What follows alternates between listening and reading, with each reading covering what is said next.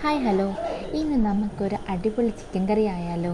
ചപ്പാത്തിയുടെ കൂടെയും ചോറിൻ്റെ കൂടെയും ഒക്കെ കഴിക്കാൻ പറ്റുന്ന ഒരു കിടിലൻ ഐറ്റമാണ്. സവോള, ഇഞ്ചി, വെളുത്തുള്ളി, തേങ്ങാക്കൊത്ത, കറിവേപ്പില ഇതൊക്കെ അരിഞ്ഞ് മാറ്റി വെക്കാമേ.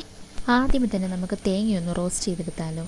പാൻ ചൂടാക്കി കുറച്ച് തേങ്ങയും അതോടൊപ്പം തന്നെ ഒരു സ്പൂൺ മുളക് പൊടിയും കൂടിയിട്ട് നന്നായിട്ട് ഒരു ബ്രൗൺ കളർ ആവുന്നിടം വരെ നമുക്ക് ഇളക്കി കൊടുക്കാം. അത് കഴിഞ്ഞ് നമുക്കതൊരു മിക്സിയുടെ ജാറിനകത്തിട്ട് നമുക്ക് ഫൈൻ പരുവത്തിൽ നമുക്ക് പൊടിച്ചെടുക്കാം. ഒരല്പം പോലും വെള്ളം ചേർക്കാതെ വേണം അരച്ചെടുക്കാനേ. ഇനി നമുക്കൊരു പാൻ ചൂടാക്കി അതിലേക്ക് എണ്ണ ഒഴിച്ച് കൊടുക്കുക. എണ്ണയൊന്ന് ചൂടായതിന് ശേഷം കടുകിട്ട് കൊടുത്ത് ഒന്ന് പൊട്ടട്ടെ കേട്ടോ. പൊട്ടിക്കഴിഞ്ഞതിന് ശേഷം നമ്മൾ അരിഞ്ഞ് വെച്ച് തേങ്ങ കൊത്തിട്ട് കൊടുക്കുക. അതൊന്ന് ബ്രൗൺ കളർ ആവട്ടെ. അതിനുശേഷം ഇഞ്ചി, വെളുത്തുള്ളി ഇതൊക്കെ അരിഞ്ഞ് വെച്ചിട്ട് ഇട്ട് കൊടുക്കുക. അതൊന്ന് നന്നായിട്ട് വഴറ്റിയെടുക്കാം. ഇനി നമ്മൾ അരിഞ്ഞ് വെച്ച സവാളയും കൂട്ടിയിട്ട് നമുക്ക് നന്നായിട്ട് വഴറ്റിയെടുക്കാമേ. ഇത് ഒരുമിച്ചിട്ട് വഴറ്റാവുന്നതേ ഉള്ളൂ.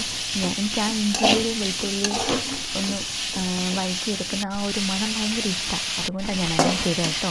ഇതിലേക്ക് ഉപ്പും കൂടിയിട്ട് കുറച്ച് കറിവേപ്പിലയും കൂടിയിട്ട് നന്നായിട്ട് നമുക്ക് വഴറ്റിയെടുക്കാം. വഴറ്റിയെടുത്തത് ഒരു ഭാഗത്തേക്ക് മാറ്റി വെക്കാം. എന്നിട്ട് നമുക്ക് പൊടികളൊക്കെ ഒന്ന് മൂപ്പിച്ചെടുക്കാം. മുളക് പൊടി, മല്ലിപ്പൊടി, മഞ്ഞൾപ്പൊടി, ഗരം മസാല ഇതെല്ലാം കൂടെ ഒന്ന് അതിൻ്റെ പച്ചമണം മാറുന്നിടം വരെ ഒന്ന് ഇളക്കി കൊടുക്കാം.